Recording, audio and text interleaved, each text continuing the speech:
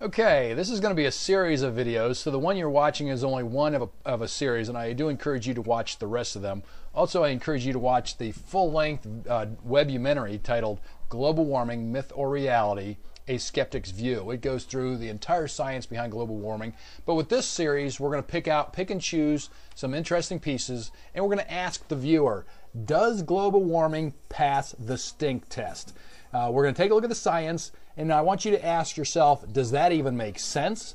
Most importantly, ask yourself, if a big oil company produced a report like that, wouldn't the environmentalists be going ape nuts? Because what we're going to do is we're going to take a hard look at the science, and then once again, just ask yourself, does this pass the stink test?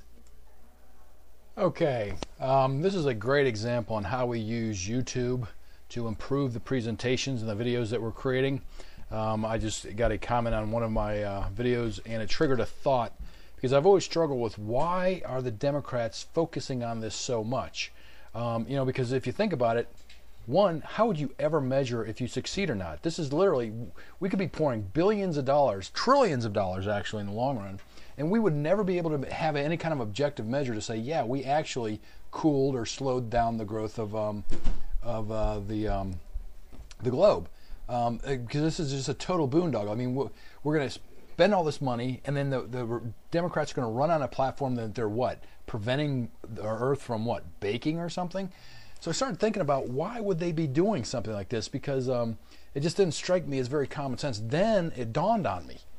If you don't have any answers to anything, you've got to create a problem that you can't measure, so you can always say that you're winning it, because you never know whether or not the Earth was going to go warm or not. This is a beautiful political ploy.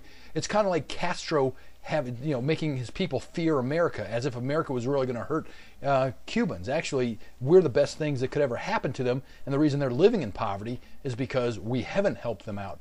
And so the Democrats, what they've done is they've created this boogeyman that you can't ever prove that you've slayed it, because you never know what tomorrow's temperature is going to be. It's going to be like predicting. However, if you can get people to fear global warming, you can stay in power, because you'll never know when you would have won this war. That's the beauty of it.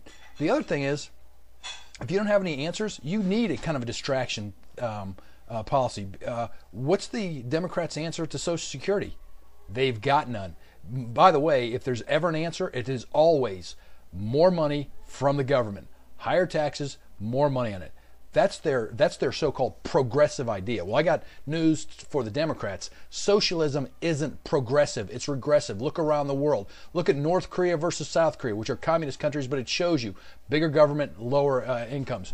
Look at East-West Berlin. Capitalism always wins. Look at Miami versus Cuba. Capitalism always wins. Look at Taiwan versus mainland China. Once again, capitalism always wins. The Democrats have no answers. If they're going to spend more money. So what do they don't have an answer for the war on terror. So what? They make global warming an issue. They don't have an answer for Social Security. In fact, they blocked Social Security reform.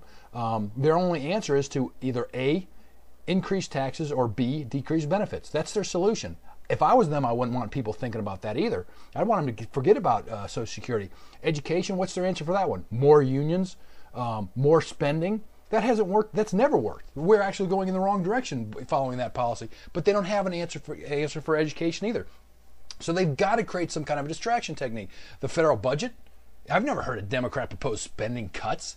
I've heard them propose maybe increasing taxes, but they can't run on the policy of increasing taxes. So if you put global warming in a political perspective, you see that it makes 100% sense. Because if you don't have any ideas, if you don't have any solutions, you've got to create an imaginary boogeyman that no one can ever measure your success against. That way you can always claim victory. This is a stroke of political genius.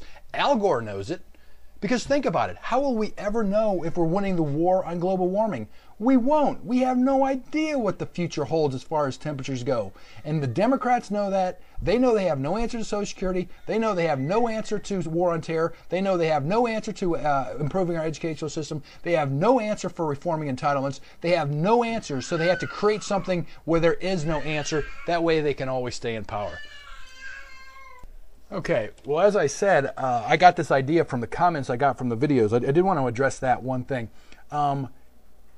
Constructive comments are great it helps improve the system. It helps getting a debate going. what I see from the left a lot is nothing but personal insults and attacks, vicious attacks.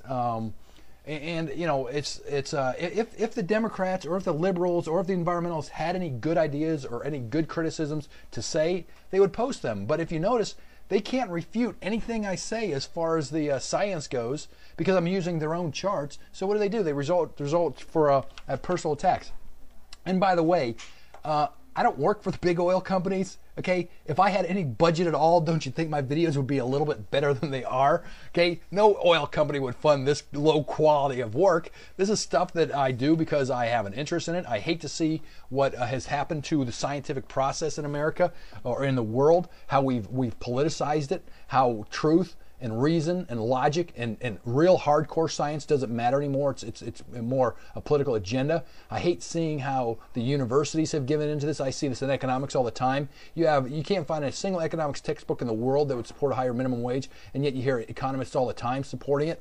I just see that the degeneration of our educational system being reflected in this type of an example where the science just doesn't matter. It's a political spin, and the very fact that people in America buy into this global warming myth so easily without ever bothering to look at the data shows that we have a real concern, a real problem as far as education goes, people understanding the scientific method, and that's what these videos are really about. Helping educate the public on how to be critical, how to have a critical eye, how to use critical analysis, and understanding the scientific process. And how do you know when you're being told big lie or not? And I think that's what these videos are helping to do.